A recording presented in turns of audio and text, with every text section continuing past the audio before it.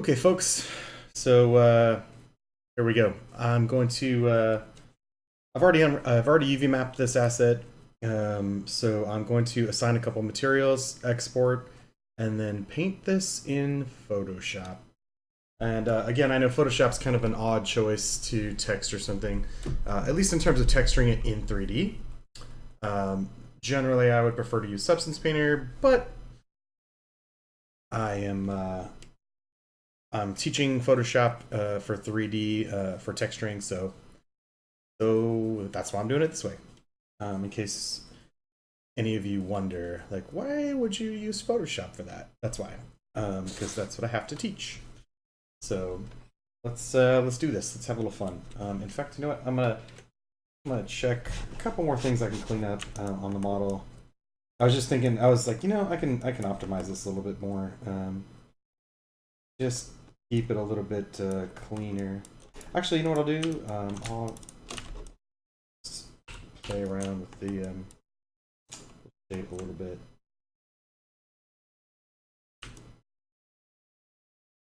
If I'm gonna have all these extra edge loops in here, I should sort of use them, put them to use, make them do something good. Just kind of rounding out that the top bevel a little bit. Probably get rid of. I need some of those. I can probably get rid of at least this middle line though. It flattens out the side a bit, but that's okay. We'll definitely clean up the optimization a little bit. Probably get rid of that one. That one. That's a little bit sort of easier to look at, topology wise.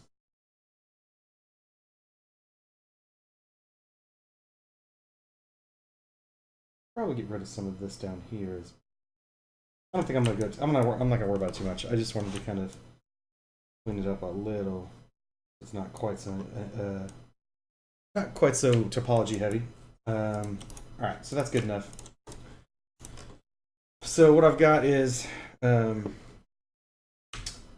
got the wagon bed on one material, and I've got the rest of the assets. So I've got these assets on one material, or actually I haven't assigned the materials. Let's assign the materials now. So again, I want the wagon bed, so I'm going to assign a new material, right click, assign new material, choose a blend. I can even drop a color on it for now just to get a base color started. And then I'm going to rename, always rename your materials. Rename it. So blend 1 becomes wagon bed. And now when I am, you know what, I needed to clean out the hypershade. Okay, so bear with me a second. Let's do that. So I've got like an older version of this material basically from before I was cleaning things up. So I'm going to go into rendering editors, hypershade, and oh wow, where'd it go? Rendering. So let's just try this. Right click, edit, delete unused nodes. Because it's giving me wagon bed 1 when it should be okay with just wagon bed. Oh wait, no, that's why. Because the wagon bed is the name of the model. Aha. Because see, Maya does not like to have duplicate names, even if it's like one's a model and one's a material. You definitely you want to avoid having any duplicate names. So this wagon bed needs to be wagon bed matte or material. Now, wagon bed matte also needs to go. That name also needs to go into the shader group. And because I was clicking on and off of other things, I lost the shader group tab up here. So to get it back, I can click on this right here. This goes down, up and down the node chain, input and output connections. So now I've got blend 1 shader group and wagon bed material. So wagon bed material, I'm just going to Control C, and then I'm going to paste it in front of the SG. So blend 1 SG becomes wagon bed material SG. And this is kind of important because um, it's kind of annoying, actually. I wish you didn't have to do this, but naming the blend, the wagon bed material blend, um, that's useful in Maya. It's like way easier to find and look at in Maya. But interestingly enough, it's the shading where it says shading engine, this shader group. It's a part of the material node, but it's like its own node. And anyways, when you export things, a lot of programs are looking at this name actually. So it's whatever you put this name as that, like in, for instance, in Photoshop, um, this is the name that shows up in Photoshop. And so if you don't change this name, you export and you get it into Photoshop, and suddenly in Photoshop it's Blin1 SG, and you're like, well, what the hell? You know, I named my material, I swear. But naming the material and naming the shader group, both important. Again, for import and export issues. So anyways, okay, so we've got wagon bed material shader group and wagon bed material. Now we need to give a material to the other pieces. So what I could do just to make it easy is just select everything and then just deselect the wagon, because basically I want everything else selected, everything aside from the wagon. So I can right click on those and do assign new material. I'll choose a blend again, and then this time blend 1 becomes let's say wagon parts matte. Wagon parts matte. And again, I will copy this and paste it into Blin1 SG. I'll leave the SG there because again, you need this name to be unique from this name. And then I'll hit enter. Bam. So we've got 2 materials, each named. I could just leave this one gray because there's going to be a couple different colors going onto it, but just to make it clear to myself that this is not the initial shading group, the Lambert one, I'm going to give it a different color, just to make it clear that this is a different color than the default flat gray that Lambert one has. So I'm going to go ahead and go with like a darker gray. Almost black even, because that's what a lot of the color is going to be anyway. So I'll go ahead and put that on. Oh, and sometimes I've noticed too, in the Maya viewport, you'll notice that like it didn't look like it updated my color. So, and it's kind of inconsistent. It's really weird. I don't know why it does this, but I can go ahead and close my hypershade now. So I'm gonna go ahead and do that.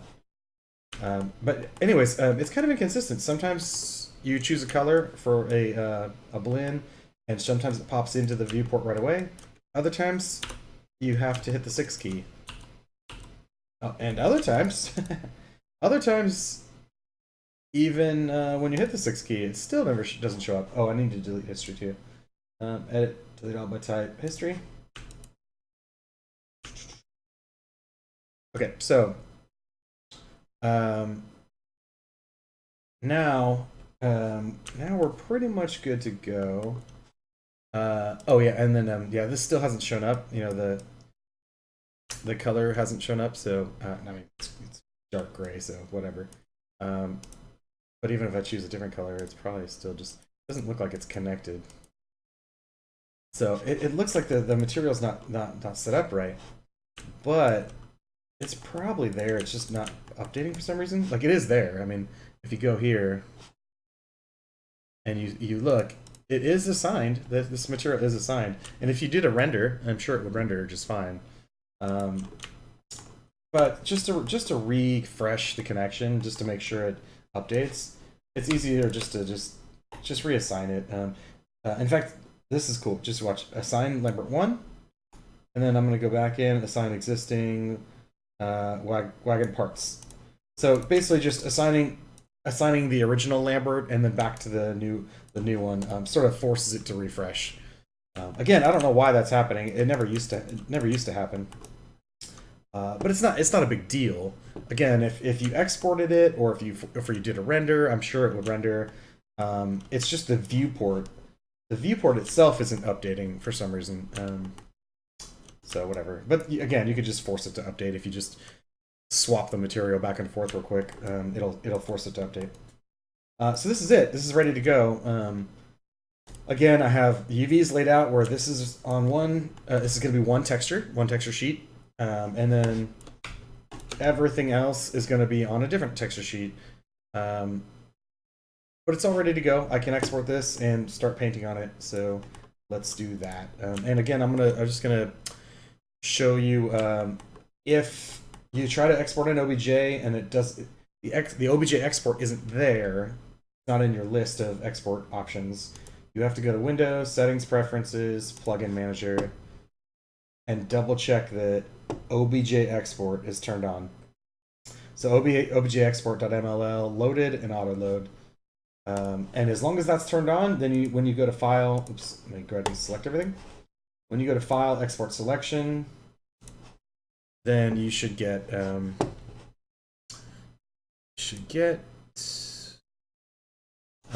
here we go. When you go to File, Export Selection, you should get the OBJ export in the drop-down menu ready to export. So I'm just going to give it a name. I'll call it Wagon. In fact, you know what? I already have.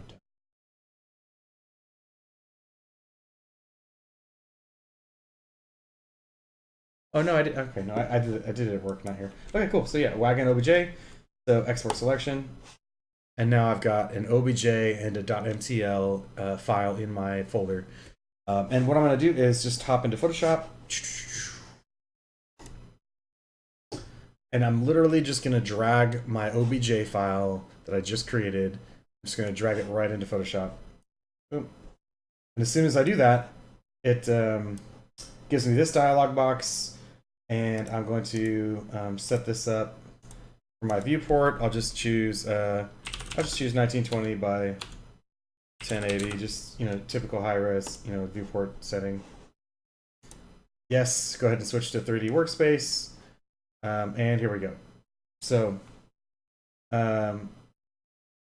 now we've got a 3D model in a 3D viewport ready to paint, and I can just paint this literally in Photoshop, and I can paint in 2D and 3D. So let's just get into that. So again, I mean in 3D, I have these camera controls. Oops, I have these camera controls at the top. As long as I have the move tool on, I can use the the zoom, the rotate, and the tilt, and all that stuff. But I don't really even need that up there, because when I switch to, like, for instance, the brush tool, if I switch to the brush tool, I lose those camera controls up at the top. But I've still got this little widget.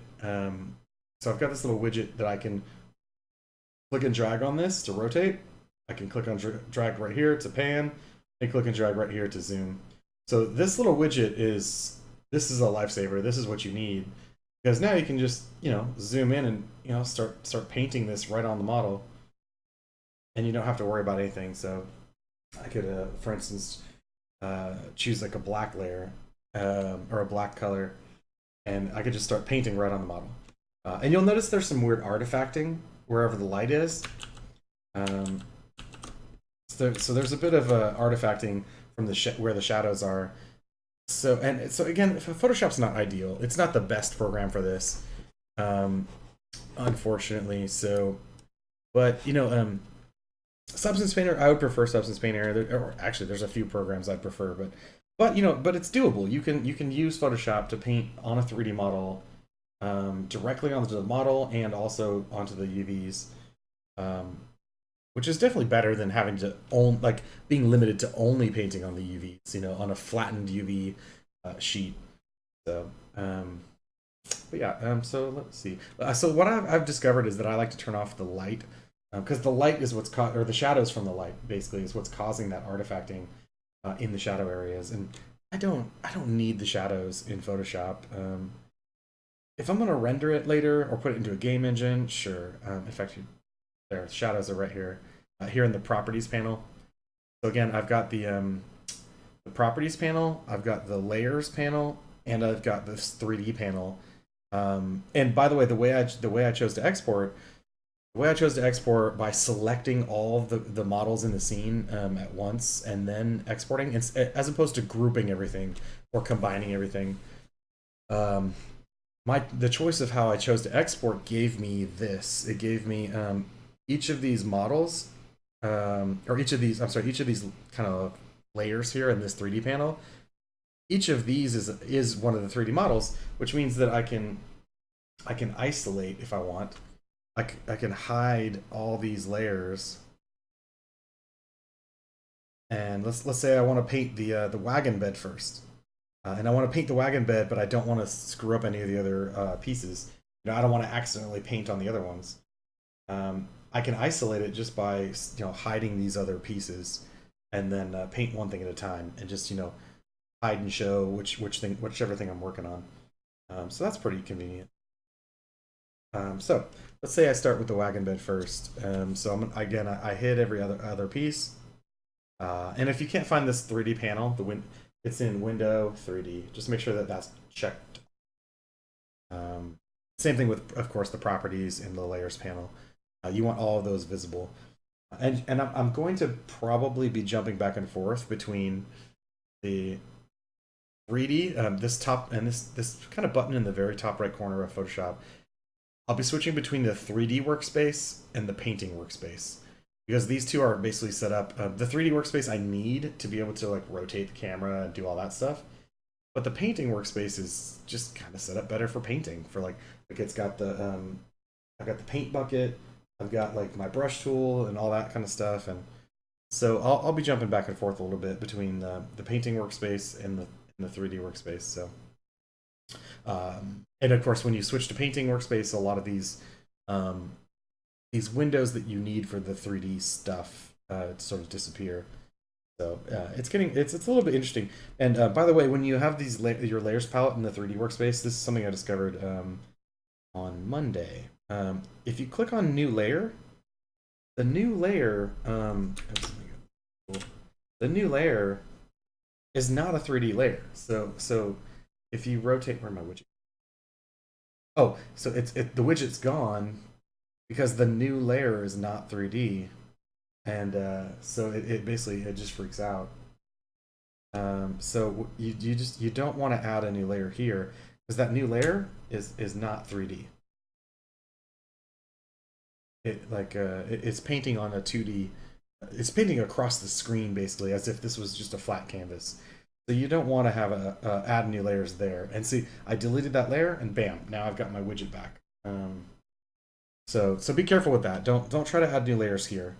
You can add layers on the texture, the 2D texture, and to get to that, let me show you guys that real quick. This is pretty useful. So let's say the wagon. Oh, sorry, no, that's wagon parts. The wagon bed. The wagon bed material or model here. If I open that up, you see the wagon bed material SG, right? So that's what we named in Maya. So the wagon bed material SG, the shader group there. If I click on that, in the properties panel now, I have all these settings.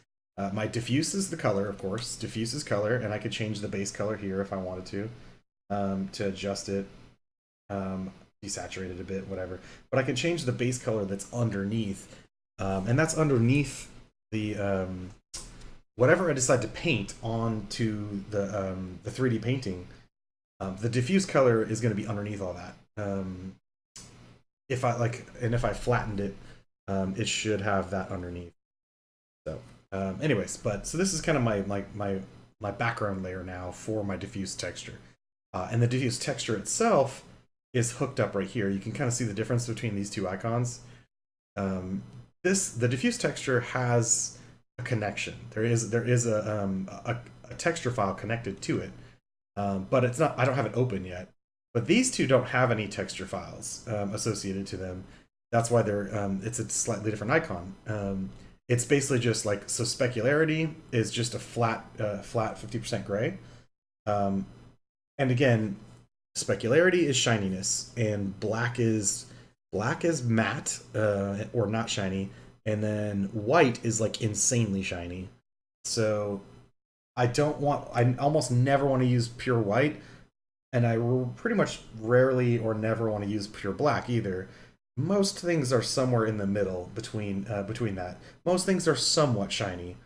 Um, Ultimately, ideally, I should paint a specular map to define which parts of the model are shiny and which parts aren't. And I may do that later. I may do that later just for fun, as kind of a bonus thing. But for now, I'm actually going to turn off the specularity for now, which means I'm going to turn it to black and hit OK. I'm going to do that because as I'm painting color, the specularity can get distracting and sort of hard to perceive the color, because when it's like, especially in Photoshop, because the lighting in Photoshop's not really ideal. It's not like a super amazing 3D rendering engine.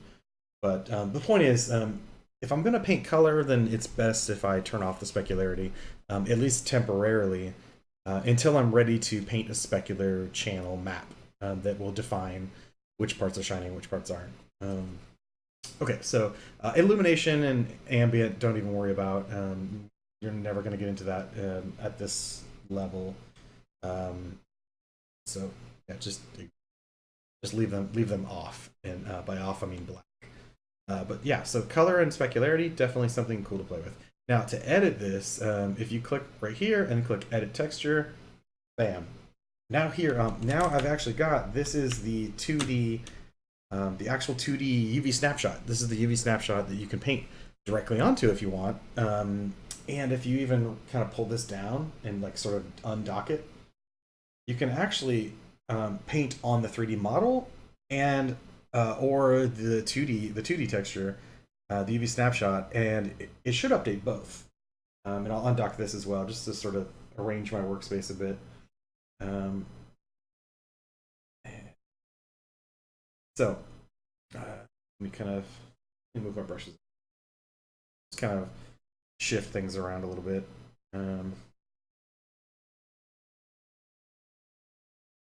Cool.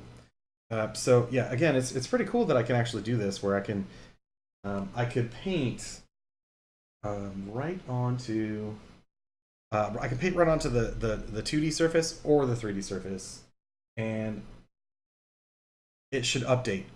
And I have noticed that it loses its synchronization sometimes. Sometimes it'll lose its connection, and it's kind of annoying because I'll paint in one spot and it won't show up on the other. Oh, and this is kind of nice too. As I'm kind of mousing my cursor across the or painting across the surface here, it's showing me a live update of where the cursor is on the 3D model. So I can see, oh, this little spot right here is actually right here on the model. So that's kind of a nice thing when you have that live connection to sort of see which part of the UV is associated to which part of the model. So that makes things a little easier. And I'm just scribbling on this right now, just randomly, to illustrate the purposes. But well, let's start doing something with this. So of course, part of this exercise is to sort of talk about like wear and tear. And so if we're focusing on wear and tear, then we should definitely get reference. So of course, if I just Google Rusty Wagon and go to images, there's all kinds of like, now some of them are car wagons, but like this is like ideal. This is exactly what I'm talking about, because this is what the reference is based off of. So, and there's like tons of these. Some of them, of course, have watermarks and stuff, but in many cases, like a lot of these, I'm actually just looking at these references for a visual idea. I'm not actually gonna like sample it, or like I'm not gonna actually take the texture out of the photo, other than just looking at it and trying to visually kind of get an idea for what it should look like. And part of what you should be looking for, of course, is analyzing it for not just what does rust look like, but where does the rust appear? Like the rust, if you really look at this, there's like a big rusty kind of spot right here. But then generally speaking, on this particular surface, it's near the top and near the bottom. Like the kind of middle areas have kind of varying amounts, but but not quite as much as like. And then of course the bottom is like super, um, kind of like corroded and stuff. Where because of course any kind of water or dust or dirt will collect in the bottom, so that makes sense. Um, and then on the outside of it, it's not nearly so bad as the inside of the wagon, but there's definitely little spots. So this is a great reference. I'll probably just keep this one open on my other monitor. So just remember, I'm going to be looking at these, and I like to keep them on the other monitor just to keep them out of my way. But I'll be glancing at these constantly to sort of get an idea for this, because I'm going to do my best to try to hand paint this.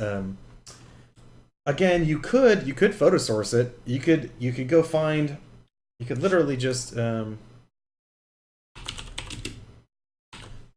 you could literally just Google rust texture, or so you could do this and get rust textures and just kind of Photoshop them in, using photo sourcing techniques. It's not really cheating in the sense that you still have to do some Photoshop work to make those sort of to paint these in nicely to where they appear where they're supposed to appear, and where the transition from a rusty area to a non-rusty area, like it's still a lot of work to make these photos sort of um, apply to the model in a way that makes sense and looks good. So don't be afraid to use photos if you want to. It's just different, and you could definitely tell a difference between a hand painted texture and a photo source texture. But that's not necessarily, it's not really a good or a bad thing. It's just, it is what it is. Like hand painted is stylized, right? It's like it's just a different sort of style choice, and that's fine. Um, yeah, so I'm gonna do some hand painting just for fun. If I'm gonna do this as like sort of an exercise, I kind of want to have some fun and push myself. I don't really do hand painted textures usually, so this is kind of a fun exercise for me um, to sort of push myself to do more. So again, I'm just gonna keep this on my other monitor and kind of glance at it as I paint. But and I got my music playing, so I'm ready to go. And I will increase this a little bit over.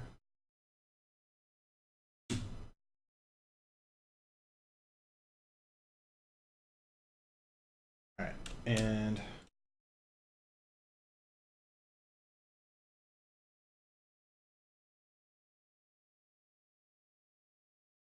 yeah, the aliasing on this is yeah, it is what it is. Right, and then we move this away. So I'll start throwing down some color. So I'm using that Dave Greco brush that he uses all the time, and I really like it. So I'll probably use that a lot. I may experiment with some other brushes if I need to, but I'm just enjoying this brush for now, and it's kind of become my new favorite too. So in fact, let me sample the red. So I'm just gonna hold the Alt key and color pick on the red, my base color, and then just kind of shift it a bit for now. And let's see. So I'm going to start by shifting it down into the darker, sort of darker area for the rust. In fact, you know what? Let me get that rust. Get that page of rust images up. I actually have photos. I have my own photos of rust, because of course I always encourage everybody to go out and just take cell phone pictures whenever you see like cool texture on a surface somewhere, rusting metal or like tan bark or concrete or just some kind of interesting texture that you could capture to use later. Always create your own little photo library of textures. It's really useful. Um, so I definitely recommend that. And I do have that, but I'm just trying to like browse right now, and like I'm not gonna photo source anything, so mostly I'm just looking at these images for reference to sort of eyeball the colors and make color choices. I think it's going to be a little bit more on the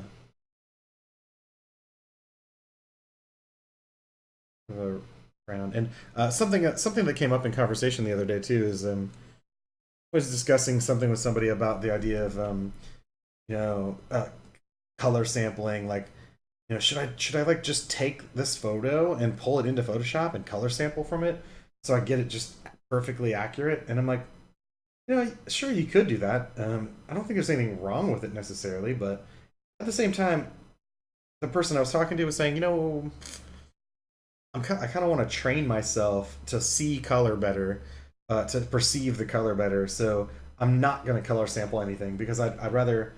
I'm still getting kind of some funkiness. Let me switch. Go to the light. Turn off shadow. There we go. That's better.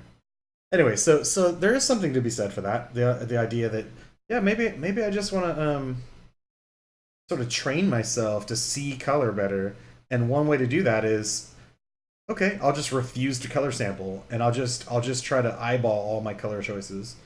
And I don't think there's anything wrong with that. I think it's a smart move. But at the same time, I don't think you have to do.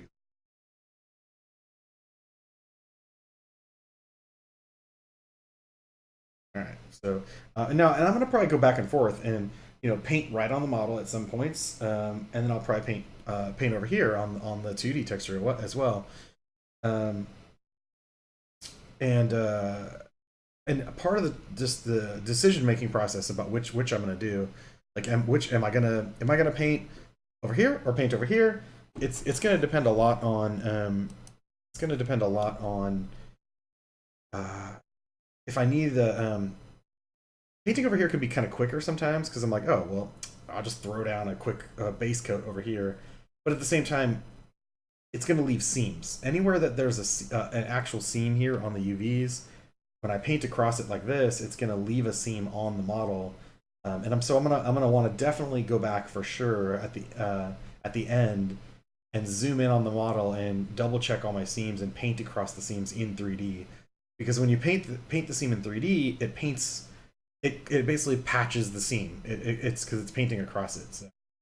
Um, so that's pretty useful.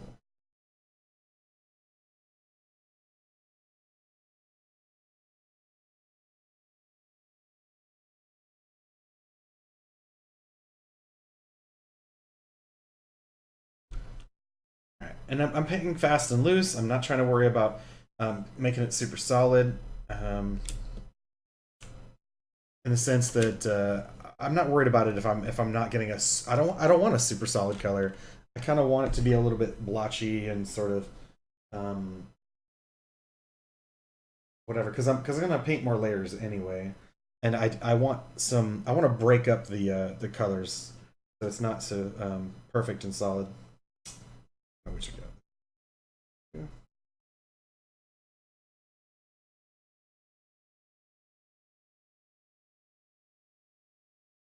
All right.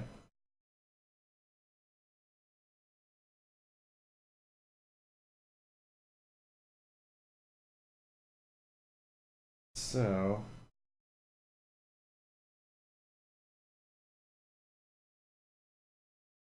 let's see. So again, maybe I'll pick another color and I'll just go a little bit darker with it and just kind of keep layering these surfaces. And in this case, again, I'm focused mostly on um, the areas where the surfaces are darker in terms of rust. There's more rust in the nooks and crannies because that's where the moisture is collected and sort of created these rust stains. And I'll try to break it up a little bit where in some cases where the rust stain kind of has come up a little higher and it's not going to be perfectly even all the way across, of course. So trying to help with that. And if I got shadow in some area, this is kind of useful. I've gotten into the habit of doing this where I click on the infinite light and click right here where it says move to view. Bam. What that does is it just takes my camera or it takes my light and it just moves it to point in the same direction as my camera, which gives me the shadows are still there. They're just on the other side of the model now. So it's like pointing a flashlight. I'm just like, okay, point a flashlight at this spot because I need some illumination here to sort of see what I'm painting and not have it hidden by shadows.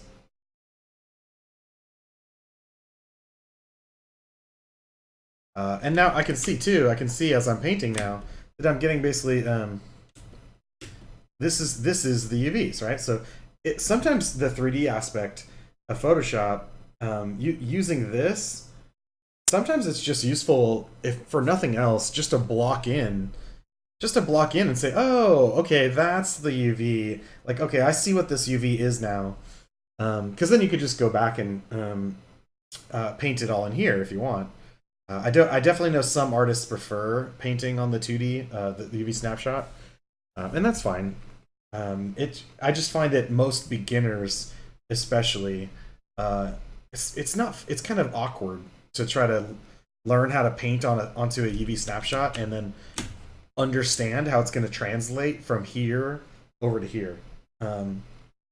So this is why I'm teaching this, to make it easier for beginners to sort of understand. Okay, oh, if I paint right here on the model, oh, that's this spot right here. Okay, so it just kind of makes more sense in terms of intuitiveness, I think.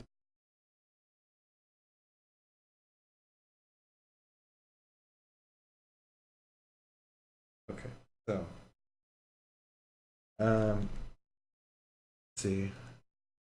And it looks like some of the rust, or some of the bottom of the wagon, again, looking at this reference here, some of the bottom of the wagon looks pretty desaturated. It's different in different references. Like, this one's a pretty good one. But it's still, like, even here, it looks like there's areas of desaturated spots. I don't know if that's dirt, though. It could be dirt that's collected in there, like a thin layer of sort of dusty dirt. I think that's kind of what I'm assuming that is. But even here, there's like the ring kind of around the bottom corners. Um, let's see. Then there's this one.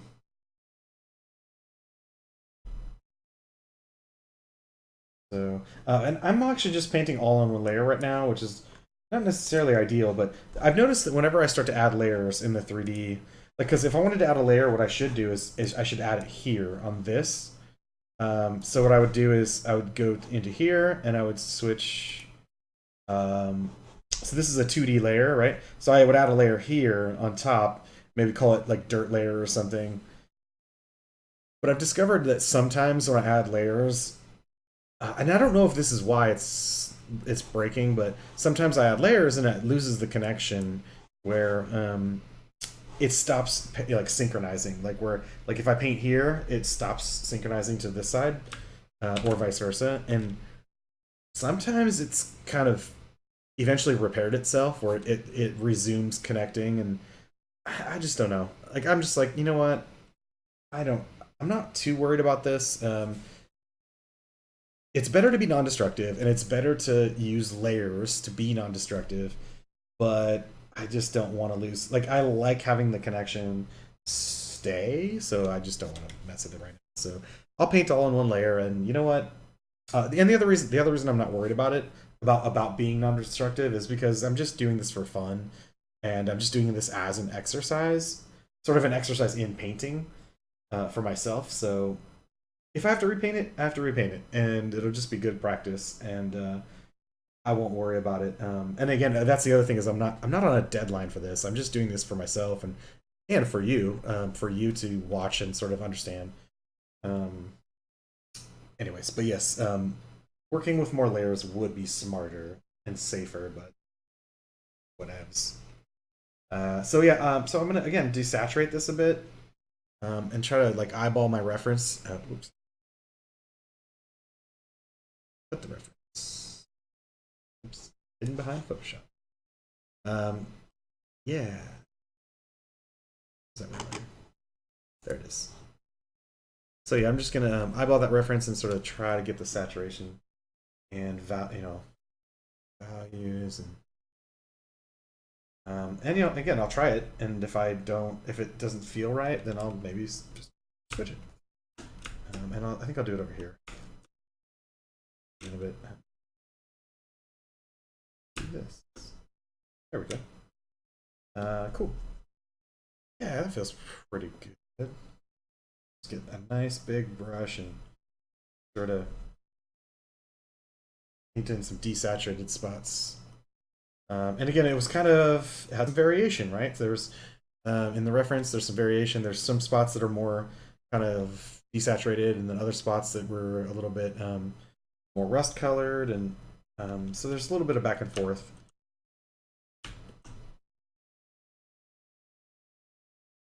Again, one of the reasons I like this brush, this Dave Greco brush, is it does have some nice texture to it.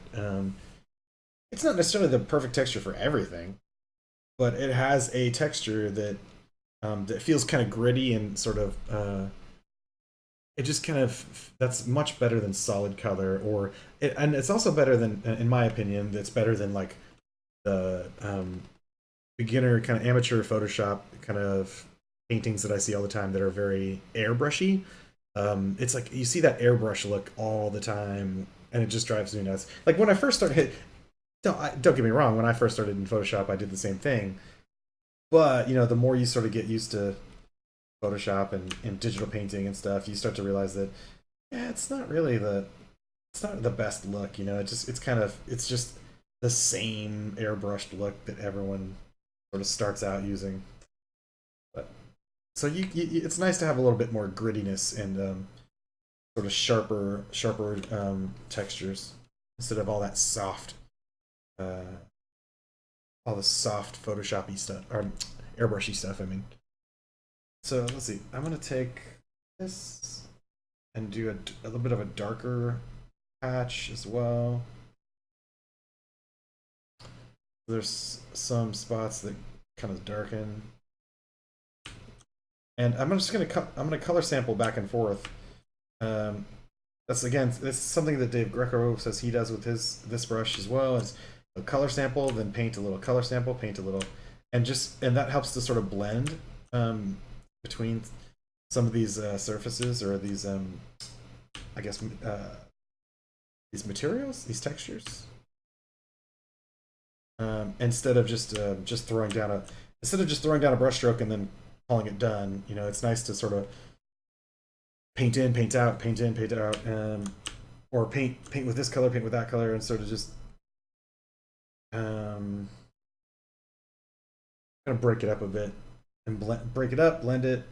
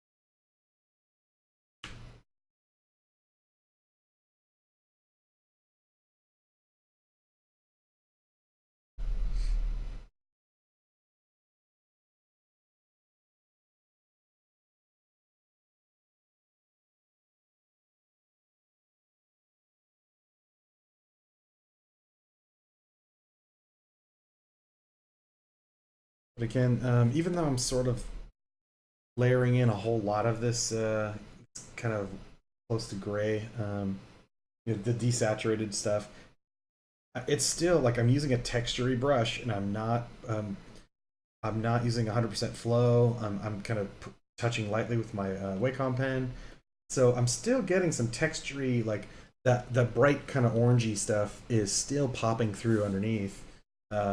It's kind of like having an underpainting. Sometimes you want to have like some underpainting underneath that peeks through the texture that you're painting on top of it. Um, that just really breaks things up and makes it feel much nicer.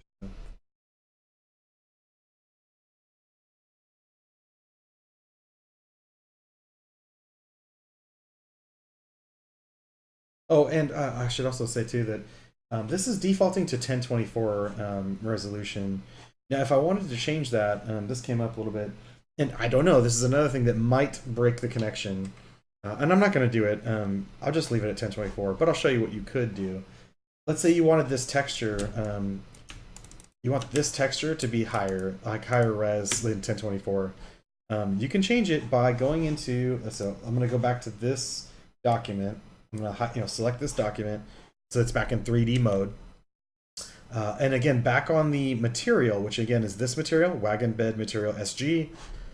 When you select the material in the properties panel, you get to the edit texture, and that opens this, right? Now, as you're painting this, or at any point if you want to change the texture resolution, you open this texture file. It's giving you default texture.psb as the file name. But you make sure this document is open and you have it selected, and then go to image size, and make sure it's on pixels. And what you could do is 1024 by 1024 pixels is what the resolution is right now. You could easily change this to 2048. Just make sure you're again keeping it a square texture that is a power of 2. So 512, 1024, 2048, 4096, etc. Because that's what the computers prefer, and computers will yell at you, or game engines will yell at you if you give it anything else. But anyways, yeah. So I could change it. I'm just gonna click cancel though, because I think I'm kind of liking it at 1024. I feel like it seems okay. I don't feel like it's too pixelated for my current needs. So I'm just gonna kind of go with it. But I did want to point that out in case you guys do need to sort of up the resolution a bit. Now you have the option. So let's see. Let me just see if I can kind of get some more reds, as if there's like little spots of paint that aren't messed up yet.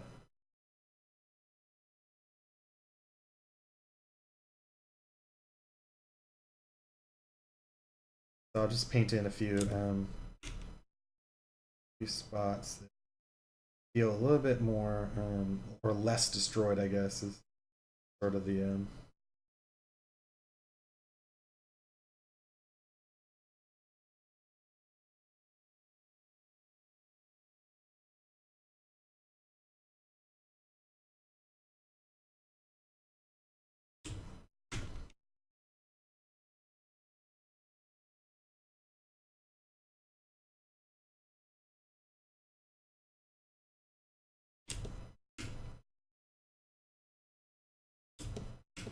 So, and again, I may go back and forth. Right now, I'm just layering in some stuff, but I'm making sure to leave little patches of the kind of less saturated, sort of more orangey spot. In fact, I'll blast in a little bit because I'm gonna probably go back and forth. I'm probably gonna go back and forth and paint, color sample some orange and paint in more of the orange and just kind of break it up. But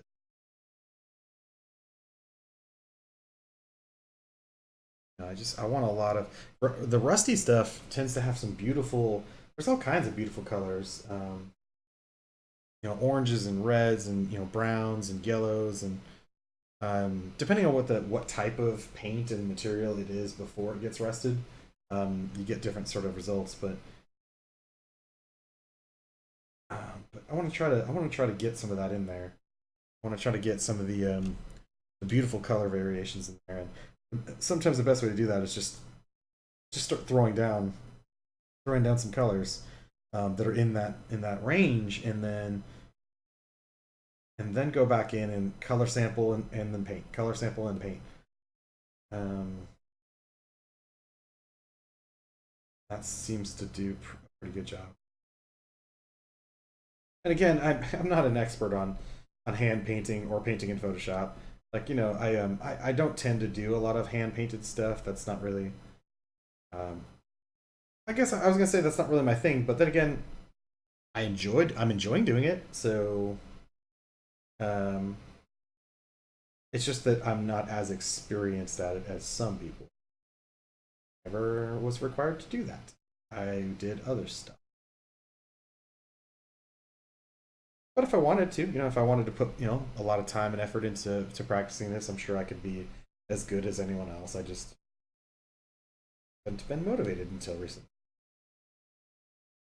I'm having fun with it though, so who knows? Maybe I'll put more time and effort in and try to really up my game on this in this department.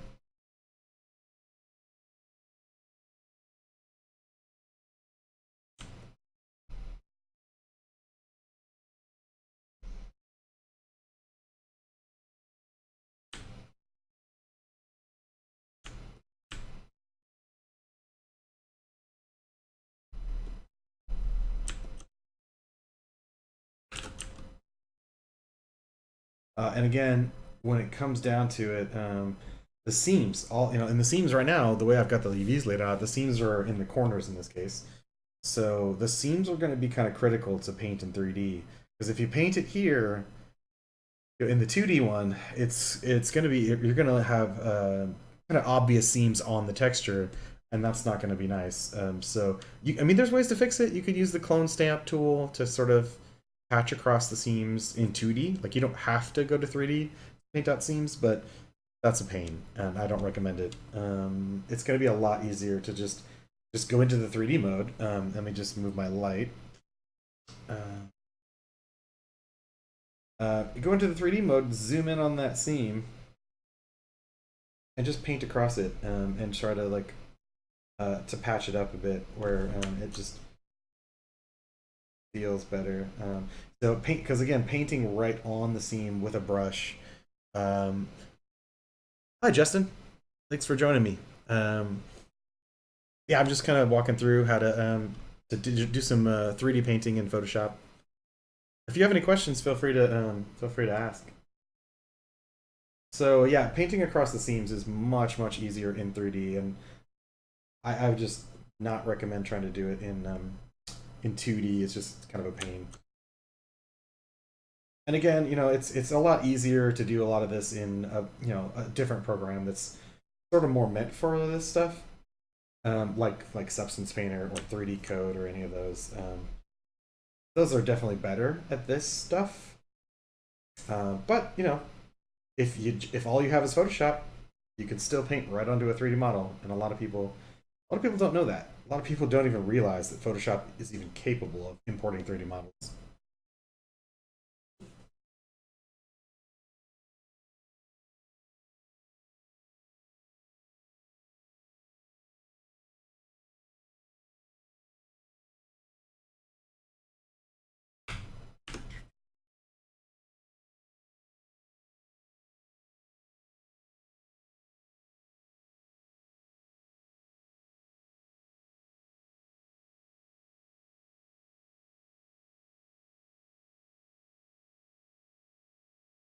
So sometimes I get I'll crank my brush size up because that's when you really get a lot of this nice textury stuff from the Dave Greco brush.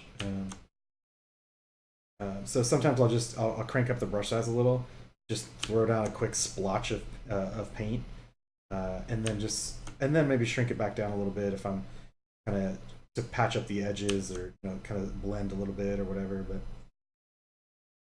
so I'm kind of going back and forth on brush size quite a bit.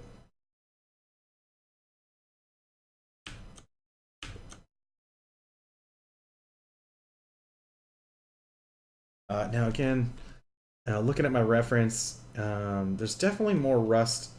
At least on this particular reference, there's definitely more rust on the corners and the tops of the sort of the rim of this. So I'll try to add in some of that as well.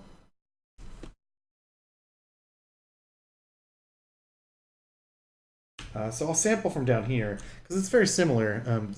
The top and the bottom of this are very similar in terms of that kind of darker blotch.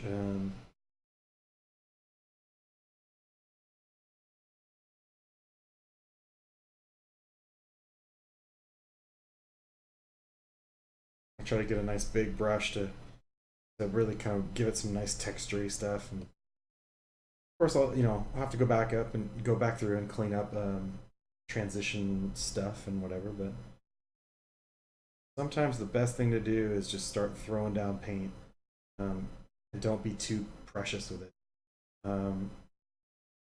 Because if you try to get too precious with it, you just end up staring at it, and like you zoom in on this tiny little corner for like hours, and then before you know it, it's been like 12 hours and you've only got a tiny piece of the model even textured at all. It's just much better to sort of lay down like really fast and loose blocking layers, and then go back in and start to detail and transition and patch up the seams and that sort of stuff.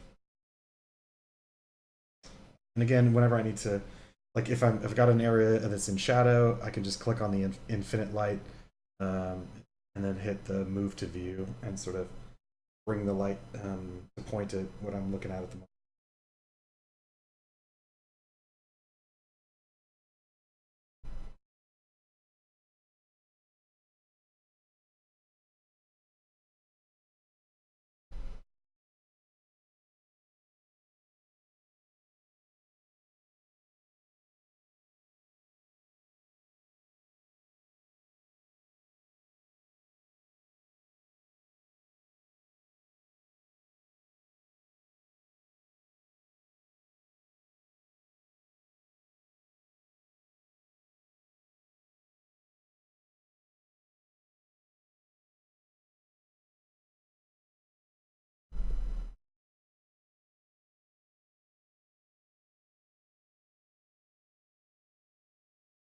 And again, now I gotta move my light again. No big deal.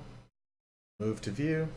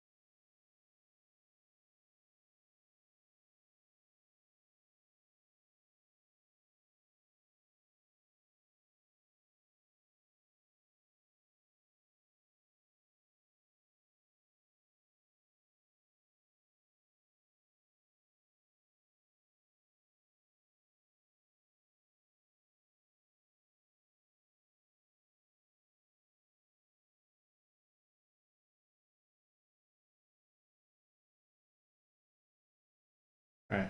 And again, every now and then it's also good to, of course, zoom out and take a look, and see how it's starting to feel. Like you never want to lose track of the overall picture, because it's real easy to zoom in real tight and start like rendering little details, and then go, and then you finally zoom out like hours later and go, oh crap, like that little corner looks great, but it doesn't match the rest of it. So um, always got to sort of try to keep an eye on the big picture, and the best way to do that is just zoom way out even sometimes. Just really try to look at it from a distance and see like how does it read from a distance, because that's pretty critical sometimes, especially in a video game. Because in a video game, you have to remember that in many cases you might be looking at the model from a distance. Like the model might be in the distance in the video game, and does it look cool from the distance? Does it look cool enough that it's going to draw the eye and make the player want to go over there? Because if it doesn't look cool from a distance, player's just going to be like, meh, I don't know what that is. I don't really care what that is. I'm not curious about it because it didn't catch my eye. It doesn't look interesting.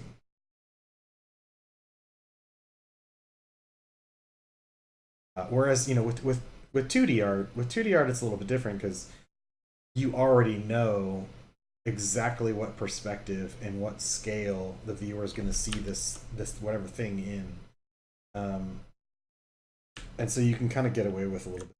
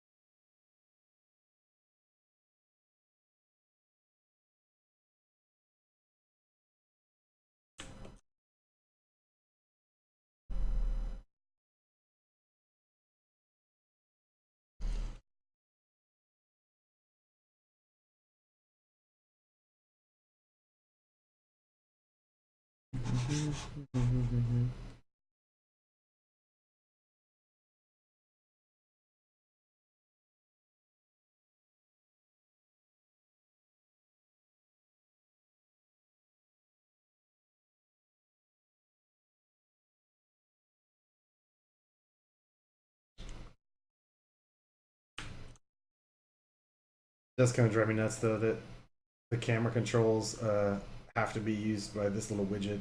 There might be some hotkeys for the camera controls, but there if there are, they're definitely not. They're not the Maya controls. They're not the ZBrush controls. So it's like I should really look it up and see if there's some hotkeys because I keep trying to use my Maya or ZBrush kind of controls for the camera until like I'm sure if I spend enough time in here, I'll get used to this and be like, okay, like I'm starting to kind of get used to it, but it's just aggravating when you have to go back and forth between different programs and then like this program has those hotkeys, this program has those hotkeys, and no, it is what it is, I guess, but definitely could be better. It'd be nice if things were more synchronized or standardized. I guess proper term I should have used. Light. Yes, there are some areas that, like in this case, to paint this area nicely is going to be tricky within the 3D space because it's got like some tight little corners that you'd have to really zoom into to kind of get in there and texture. So it might be easier in some cases like that to actually paint onto the model. So I mean, I'm sorry, onto the texture sheet. Let's see if we can see where. Did I lose? I might have lost my connection. Let's find out.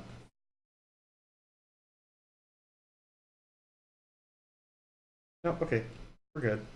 Oh no, wait, no. Yeah, see, I'm painting here. It's not showing up here.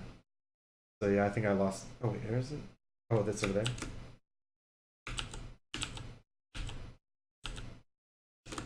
Oh, okay. Anyway, so it looks like I lost my connection, which is frustrating. And I didn't really do anything too crazy. So I wonder if there's like a refresh button. There's still a lot I don't know about this process because again, I would prefer not to use it. I could try this. I could try closing this.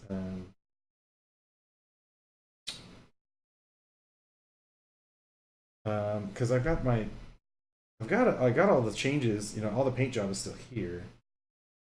So let's just do that. Let's try that, and then go and reopen it. I close it and then reopen it with this, edit texture, and let's see if it sort of regains its synchronization. Yeah, okay, that worked. So I guess worst case scenario, if like you lose the connection between the 3D model and the 2D texture sheet, then just go ahead and just close the texture sheet, and then just re-edit it, reopen it. Um, Concept artist? No, I'm not a concept artist. I like to draw. I enjoy drawing and digital painting and all that, but no. As far as what I did in the industry, in the game industry, I was a VFX artist. So I did like particles and dynamics and all that kind of stuff. At the moment, I just teach. I teach 3D art in general. So I teach like 3D modeling and UV mapping and texturing and stuff like that. So I don't generally teach drawing skills. There's definitely I have coworkers that are definitely much better at teaching drawing skills. Um, but I enjoy drawing, and I have taught it some, mostly to beginners. Um, I would definitely not apply for a job as a concept artist, though. I'm definitely not as good as the people that I know that do that for a living. Those people are really really really good. Um, mostly, like a digital painting and stuff like that. But yeah, it is fun though. I like again. I like to draw. I just I definitely don't draw well enough to be a concept artist. Um, then again, I mean, a lot of concept art these days is like photo bashing. Um, and I'm pretty okay at that too. But again, I don't do it on a daily basis.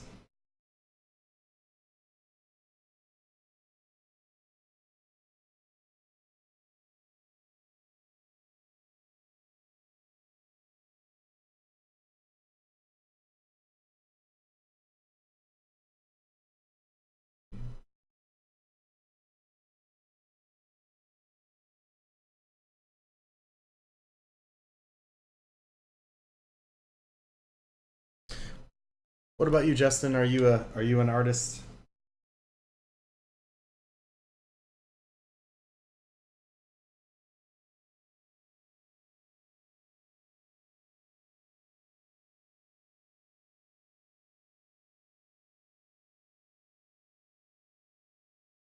Okay. You.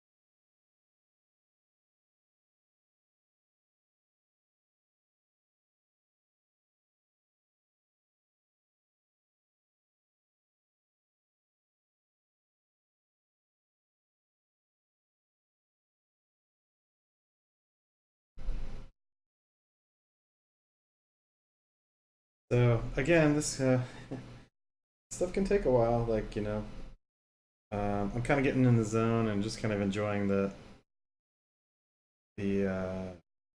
zone at the moment. But it just takes a while to do a decent paint job. Like you can't just slap down a color, solid color and call it a day. You have to, put some time into it.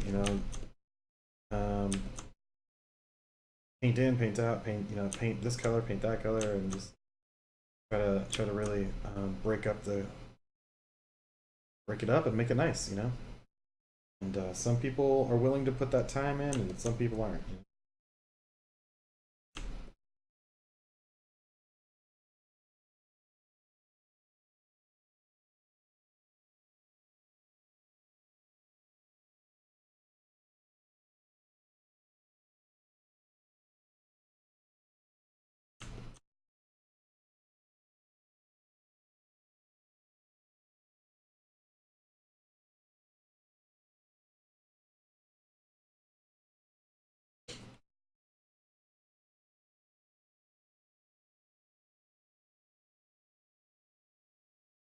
All right,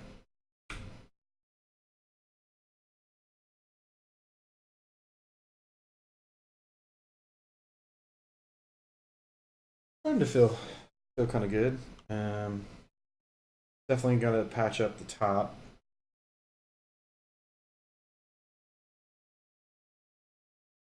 A student majoring in game development at SCAD. Oh, cool. I've definitely heard a lot about SCAD. Yeah, I teach game art for a living. So that's cool.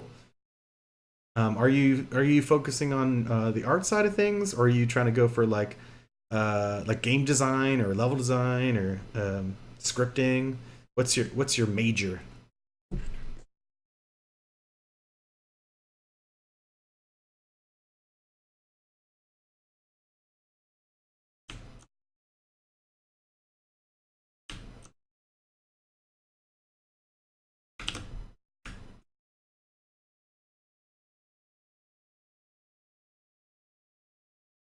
Let's see. Let's zoom in on this.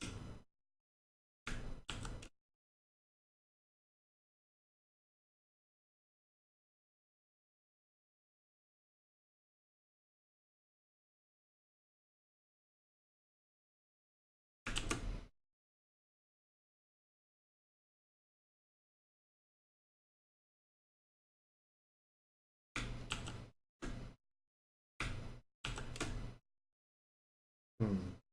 I lost my connection again. Hmm. I mean, it's still showing. Not updating. So you know what? Let's try it going the other way. Let's just close this and so let me save real quick.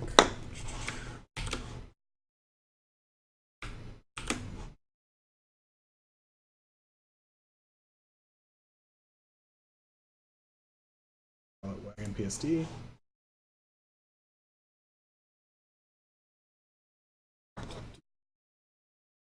All right. So yeah, let me just try closing and reopening it real quick. See if that helps to repair the synchronization. Oops.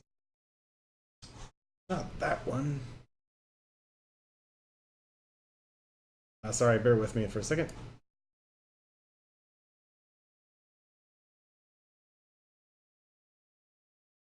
Okay, go back. And now let's see if I go back here. Here.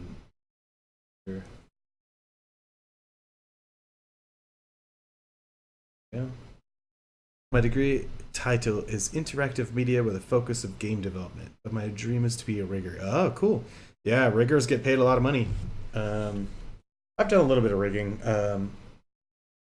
It's kind of cool in the sense that it's really kind of exciting when you actually get it to work. Like when you get like a character actually rigged and ready for animation and it's functional and it actually works.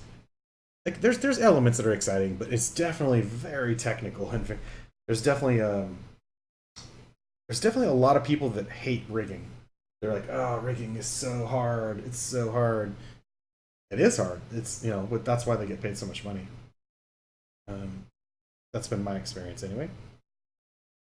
Now it's updating. All right, yeah. So I'm just gonna zoom in on this and sort of paint across the UVs here. Give myself a starting point there. Yeah. Well, that's cool though. Rigging is definitely great. And the other good thing about rigging too is that if you are a rigger and that's on your resume, you will not have a hard time finding jobs because everybody's desperate for riggers all the time. They're always looking for riggers.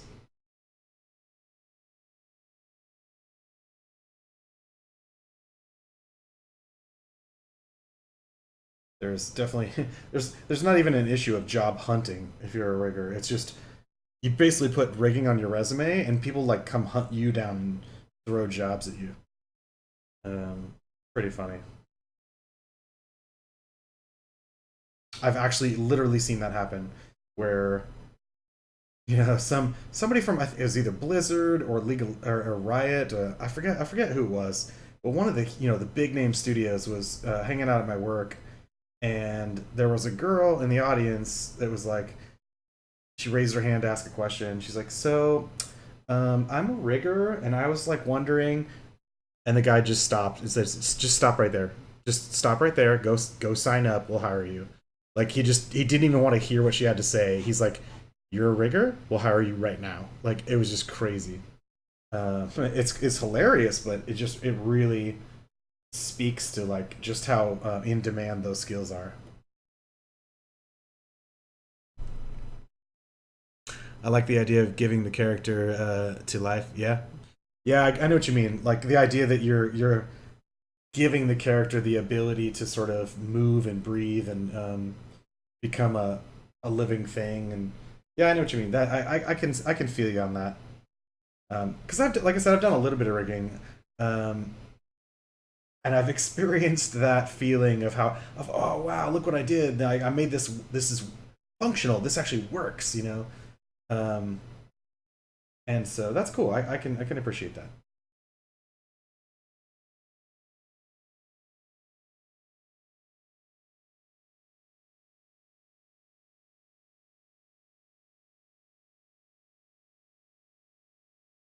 I think everybody in the game industry. to some extent has that same sort of feeling, um, or at least a similar feeling in the sense that, like if you're an environment artist, like you could basically say that you get that feeling of, man, I'm creating worlds, I'm creating worlds here, and that's legit. That's it's true. Like you're creating these worlds that other people can run around in, and not even just other people, just like even just you yourself. Like if you create a world and then walk around in it, it's a really neat kind of sensation. Like to be like, dude, I made this. I made this planet or this level, and now I can walk around in it and sort of experience it. It's kind of neat. It's a fun experience.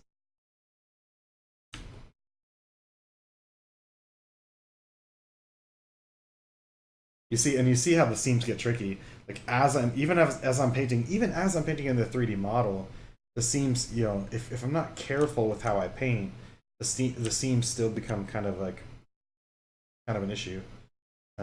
So part of it's the resolution. I'm sure is the resolution of my texture. If I turned up the resolution a little bit more, the seams would probably be sort of easier to paint across, and it wouldn't be so kind of touchy. Um, but yeah, seems definitely are still kind of a pain to deal with these, even in 3D programs. So you gotta sort of um, kind of do what you can to strategically place them and try to paint them in, paint them out. Just be careful with seams.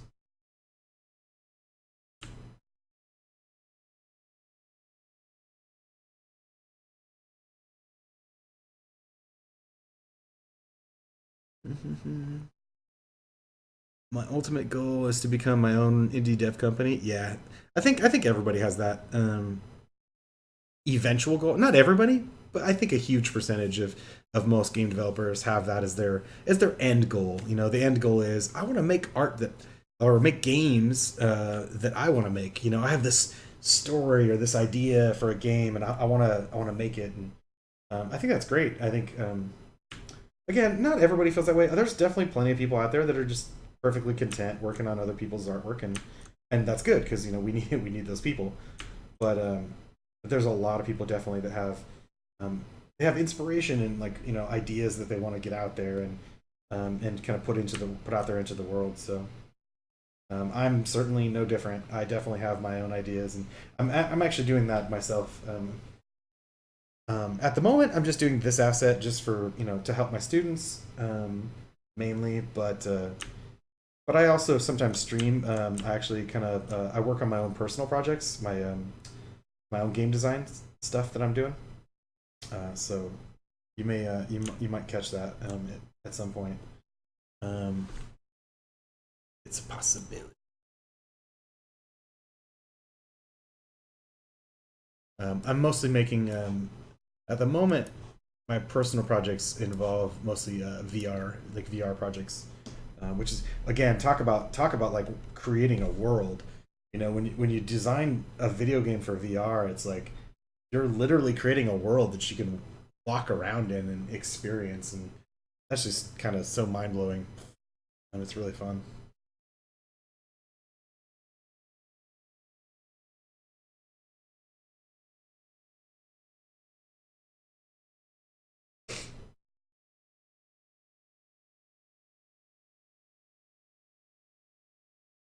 I got a few projects I'm working on. Cool. Yeah. Yeah. I think most artists have like two or three things they're working on at any given time. Because it's just so easy to like get sidetracked and like or burnt out where you're just like, oh god, all right, hold on, I have to put this down for a little while because you just get a little kind of fried on one project or another, and you just got to change it up. That's pretty normal. And I think it's even more true when you're in school. When you're in school, it's like it's just so hard to find time to work on certain projects, and then of course sometimes you take a class and then you learn something in one class and go, oh crap, I really want to work on that thing that I learned in this class right now, but then you're pulled in too many directions, and end up sidetracking or things like that. So that's definitely common. Let me look at my reference again.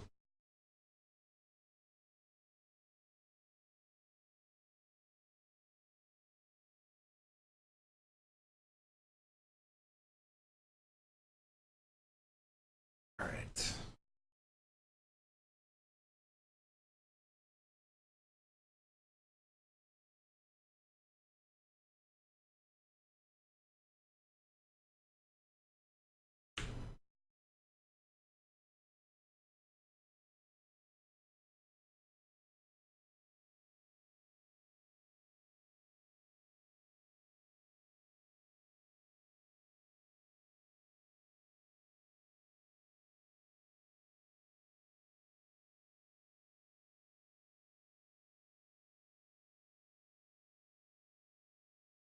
That's me. Yeah.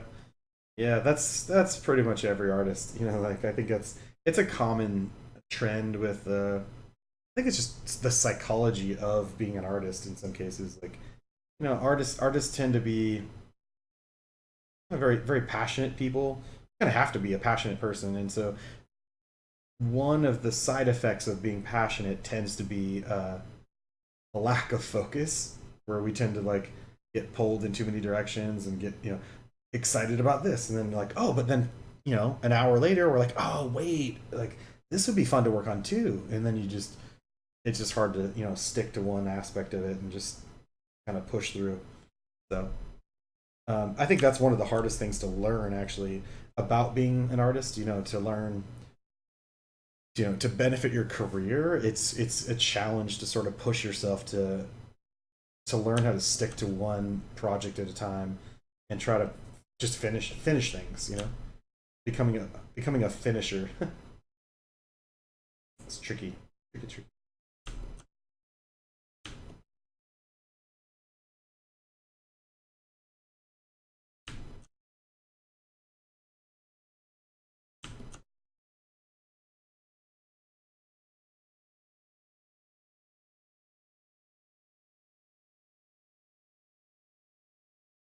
My focus audience is the church. I feel there's not a lot of games that teach biblical lessons.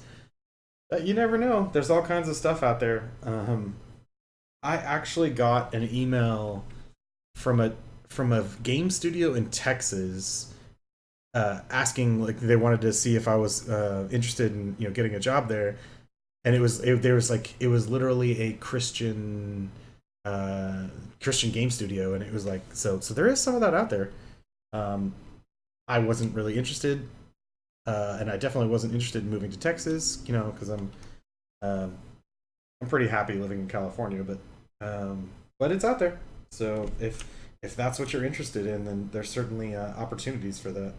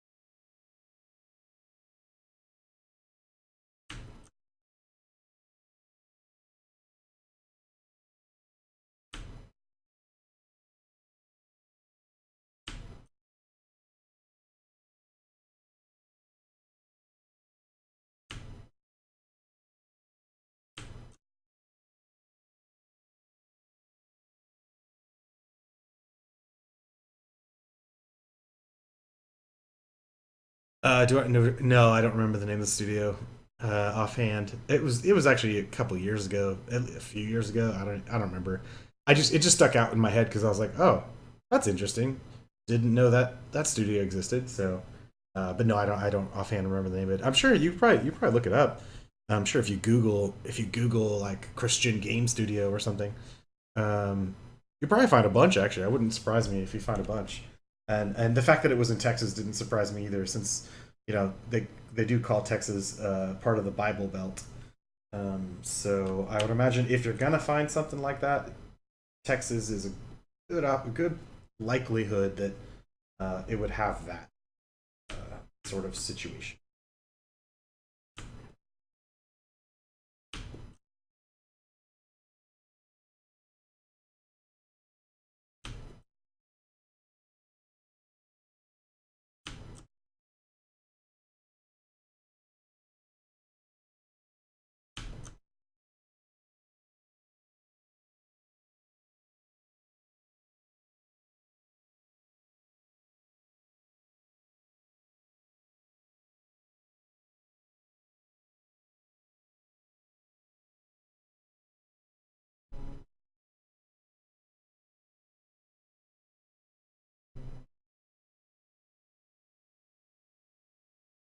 Florida, huh? Yeah, yeah, because the SCAD is Savannah College of Art and Design, right? So that's in Georgia, right? Savannah, Georgia.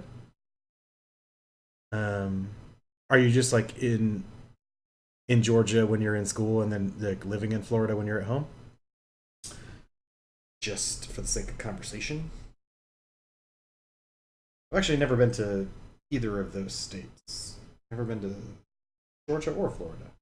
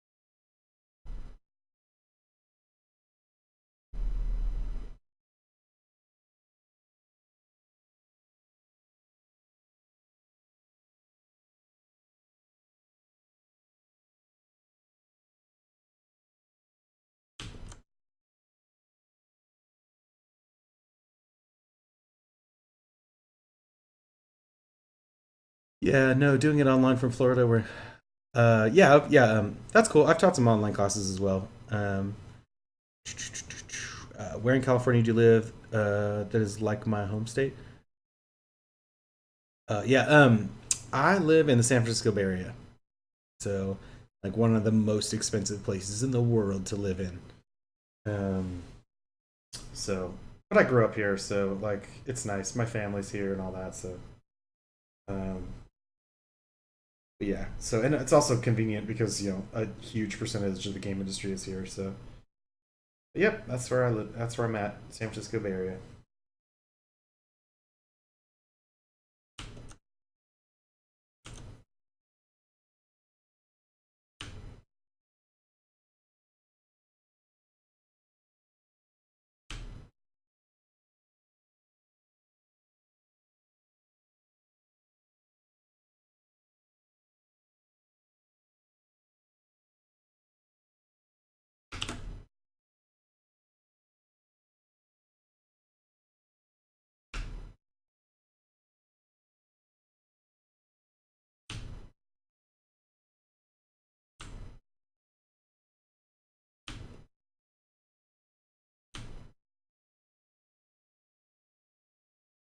Mhm.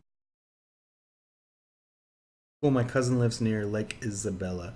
I don't know where that is. That might be if that's Southern California. I don't know. I don't know as much about Southern California. Or it could be like way north. California's huge.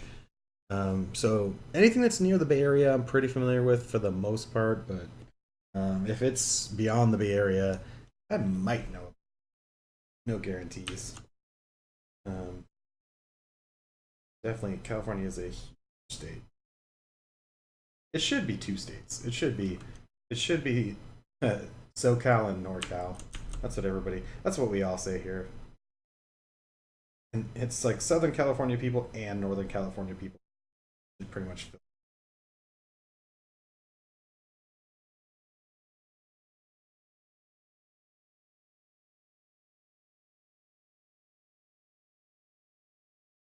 I didn't even think about it.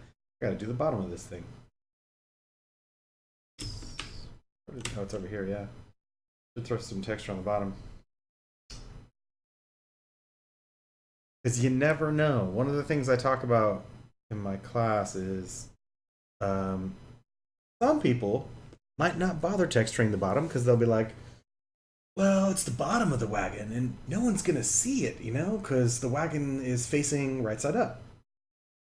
But then you hand it off to a level designer, and the level designer's like, oh, sweet, a wagon model. I know, I'll turn it upside down. And like you just never know what those level designers are going to do. So you definitely need to be on the cautious side and assume that you don't know what's going to happen to your model once you give it away to somebody.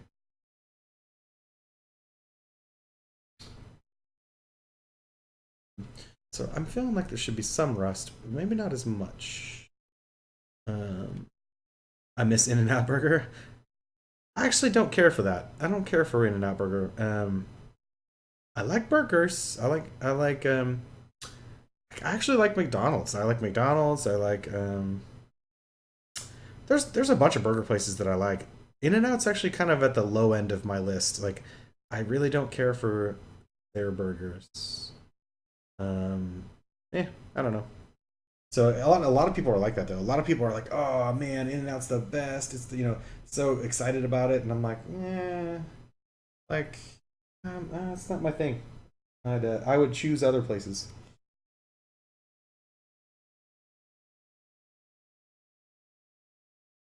Let me color sample some of the rest of it. Let's color sample some.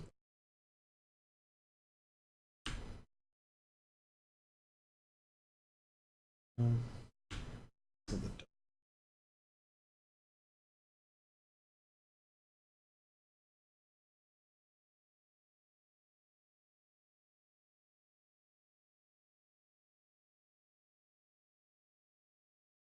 I teach in San Francisco.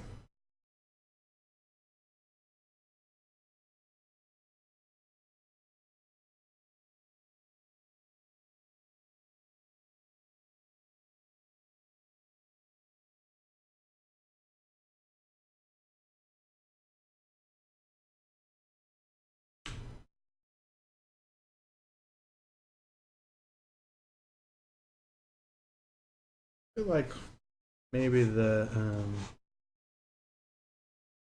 bottom of it should kind of be chewed up a little bit rust wise.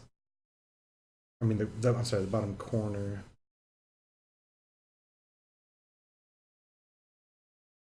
If I can.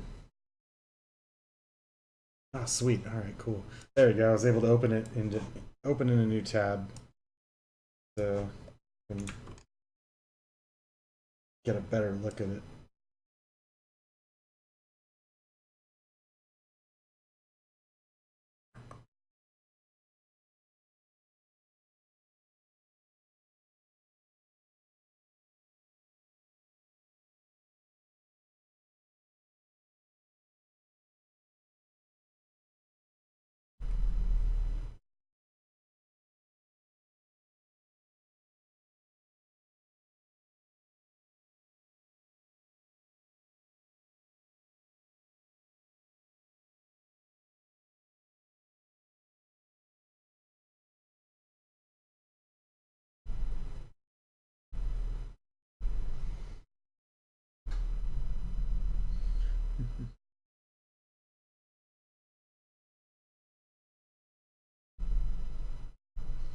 I think I see what it's doing. So one of the reasons I think the seams aren't, you know, painting as nicely is I'm noticing that the brush stroke, if a brush stroke goes across a seam, it sort of takes a second to transition from one surface to the other, and that's why it's like not synchronizing quite so well on the seams. Um, it's not the end of the world. I can sort of work around that, but that's definitely another sort of another tick mark against painting in Photoshop because other programs don't really have a problem with that. I think it's a software thing. because definitely other software doesn't have.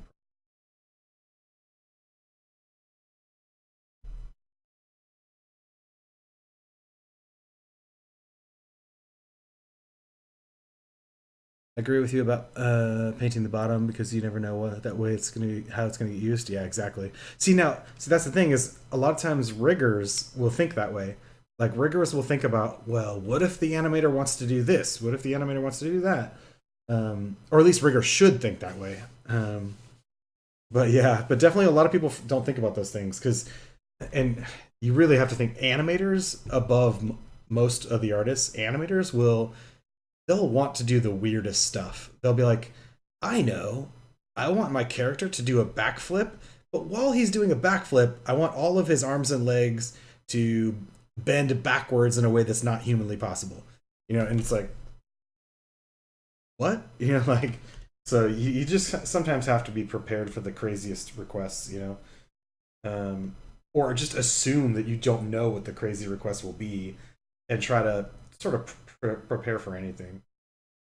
And same thing with like texturing. Like I was saying earlier, you just gotta assume that you just don't know what they're gonna do with it. Like um, to a certain extent, you don't have to be too crazy about that because if there's a very specific request, like, oh, we really need this model to be able to do this or that, then you could sort of prepare for it. And they should be doing that. People should be giving you those requests instead of just. You shouldn't have to assume these things, but whatever. It's better to be prepared than not. Or at the very least, to have a version of the model that's basically ready to go. To be adaptable to random weird needs. Doesn't have to doesn't always have to be the model that gets into the game, but maybe like it's like the idea of I like to paint at generally most of the time I like to paint at a higher resolution than I'm going to actually export, just because that way if they go, oh, by the way, you can crank up the resolution on that texture if you want. If it's acceptable for this particular model to crank up the resolution. Well, then you have the resolution already painted, or that texture file, and you don't have to like start over on the paint job and be like, oh crap, all right, you want me to upres it? Because going down in resolution is always a lot easier than upscaling. Because upscaling means you have to repaint, and that's a lot more work. Which, of course, time is money. Now these corners are definitely tricky because there's seams in both directions. So tricky. Gotta be a little more careful.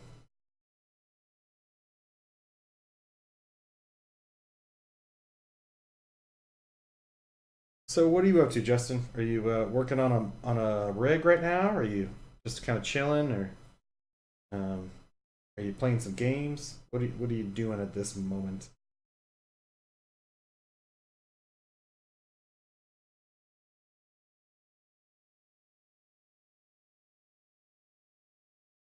I gotta go eat dinner. Cool. Oh yeah, thanks. Well, thanks for stopping by, Justin. Feel free to drop me a follow if you want to hang out again. It's nice to have people to talk to while I work on my stuff, and it's also good if you have questions and stuff. It's great for everybody to learn and so forth. But have a good night and enjoy your dinner. And thanks for hanging out, man.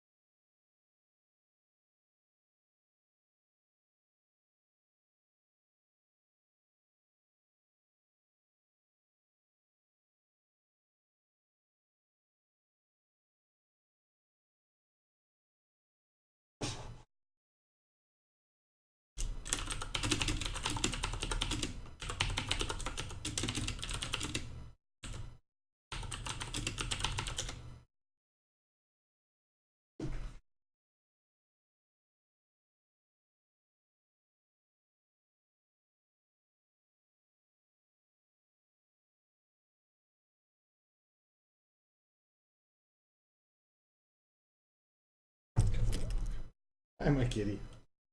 Yeah. You silly cat.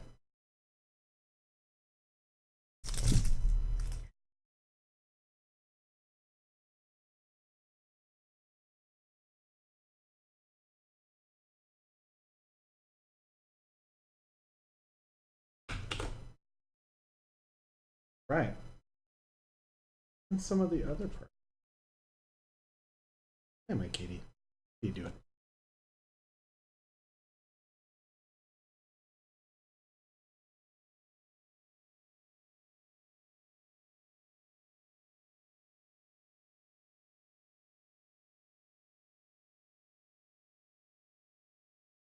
What do you want? What do you want, cat? Come here. You passed. Alright, so I guess I have to hold the cat while I paint. Let's see. Scoot my ergotron arm.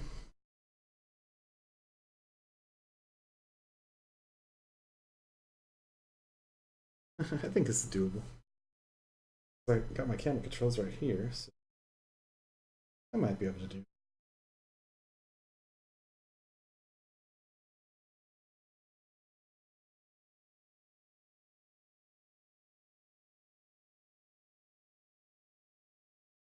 I feel pretty good about it, though. I think I'm definitely some touch up. I think on some of the line work there, but a little too sharp transition. But come back to that.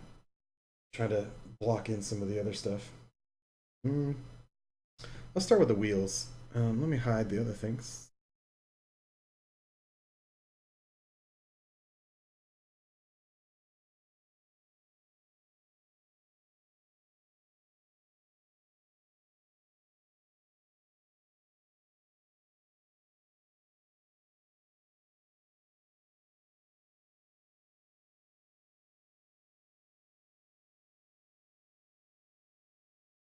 There we go.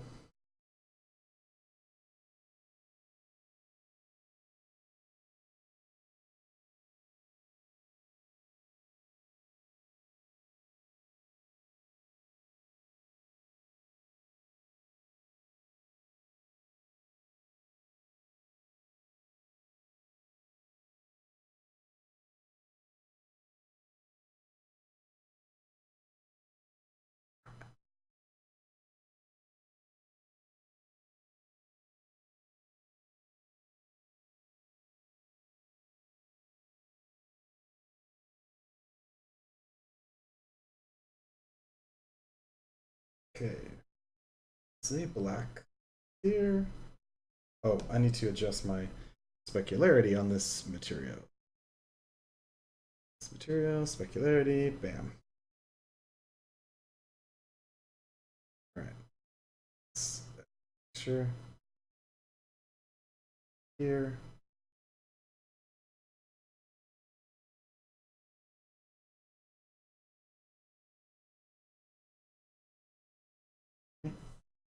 Right here. For now, I'm just going to kind of mark, kind of like, at the beginning of this process, I'll just kind of mark the areas that, this area has this color, this area has that color. Partly just so I can see it on the UV snapshot. Because that way I can go to the UV snapshot and just throw down the colors way faster. My life easier. So this is going to be white. Oh, and the backside is white too. And just put some marks onto that.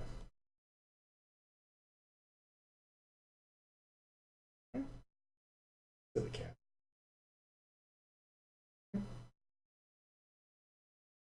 Ready to lay down over here? There you go. Lay down. Nope, it's not for you. Yeah.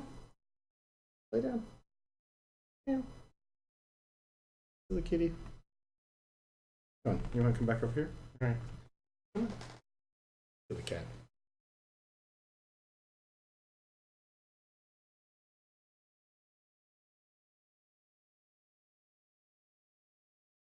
Okay, let's see what.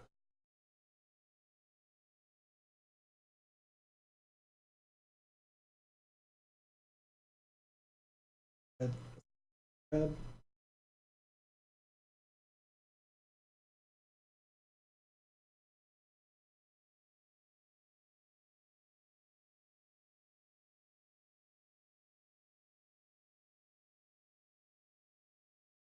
Now I should have enough throw down.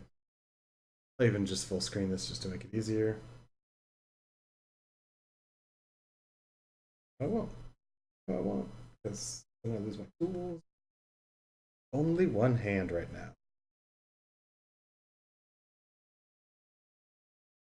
Meow. Meow.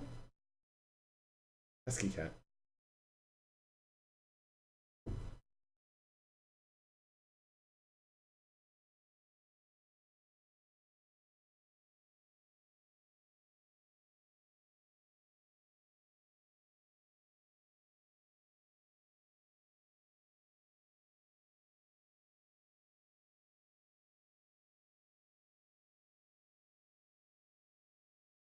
Mhm.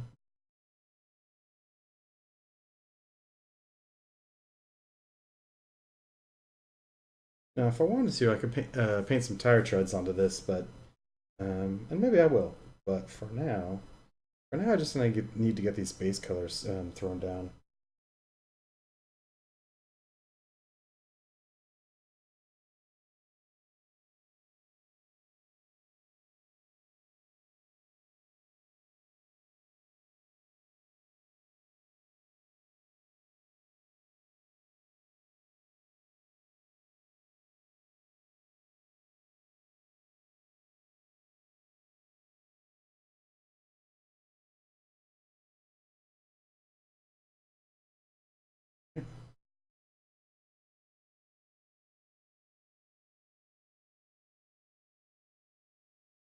Here.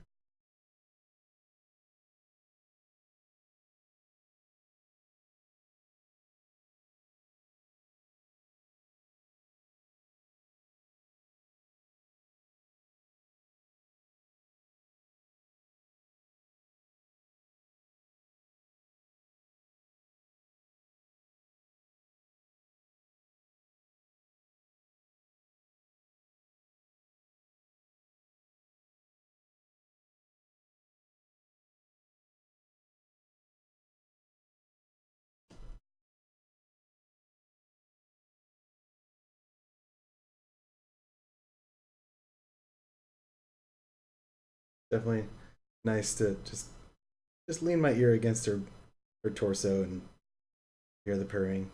Tell you what, if you work from home, having a cat definitely helps make it a little bit more tolerable. Purr purr purr.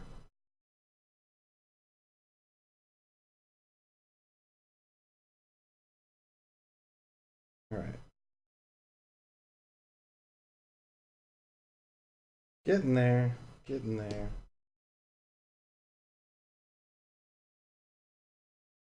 Got cat hairs all over my Cintiq now though, but that's okay. All right, what else? Let's move on. We got the wheels at least blocked in. Let's go back to one of the other aspects. All right, so we can have the wheels, and let's just do one of the steering column. Let's do the steering column. Meow, meow.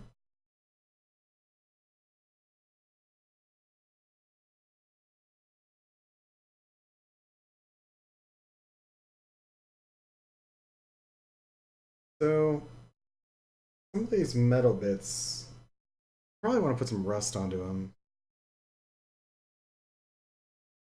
but looks like the rust color is a little different on these.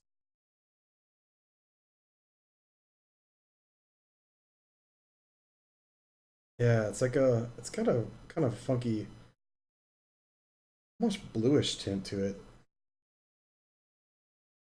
which I don't know if I really want that in mine. So I may make an artistic choice to do a different metallic-y, rusty kind of scenario. It's good to see that there's some rust here on the wheel well too. I'll have to add some of that in there. Let me see. Let me look at some of the other references real quick.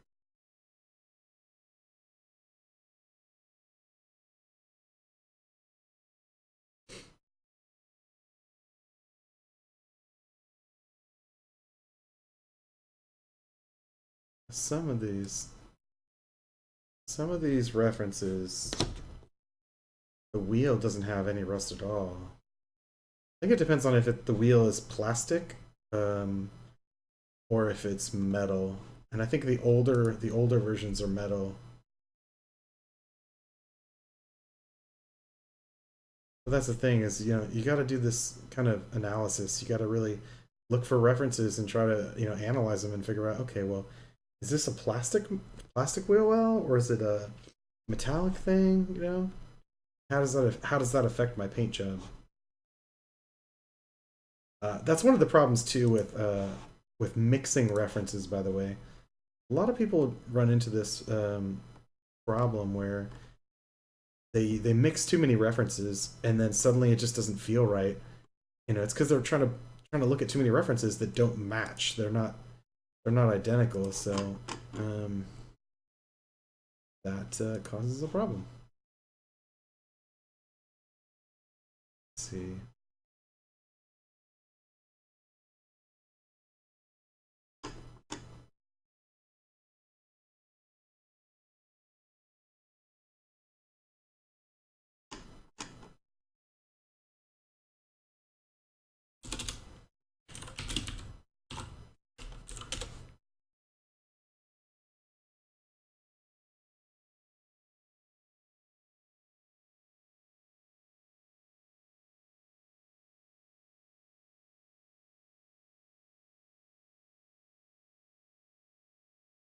This could be. Mhm. Let's start by. Actually, you know what? Let me look at a non-rusted one.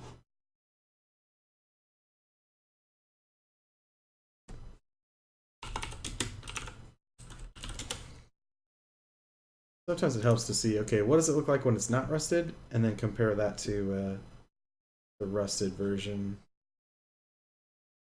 Some of these are like kind of black metal. And I don't know if that's black paint onto metal or if it's should it be black paint on top of metal, or is it like actually like a black metal?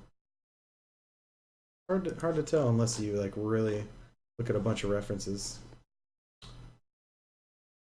Let's see. Looking at this one.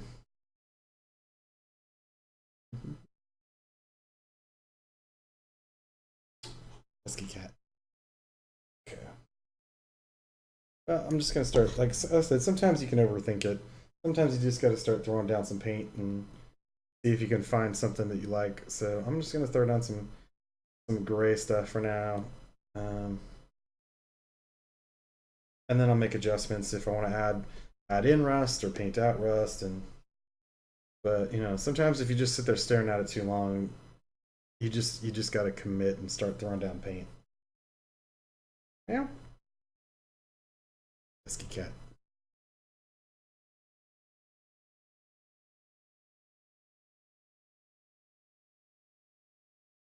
All right, where's my height?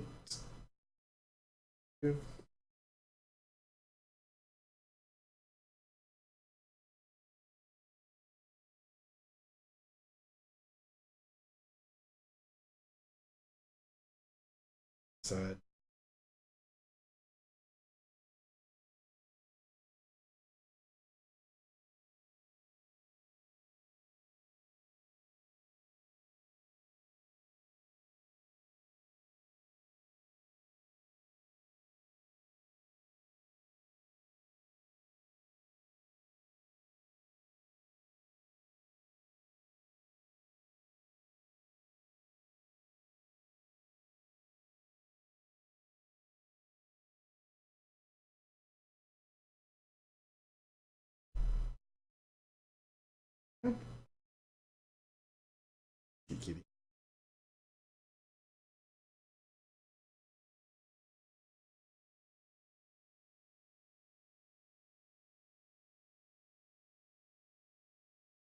Okay, come on, lay down.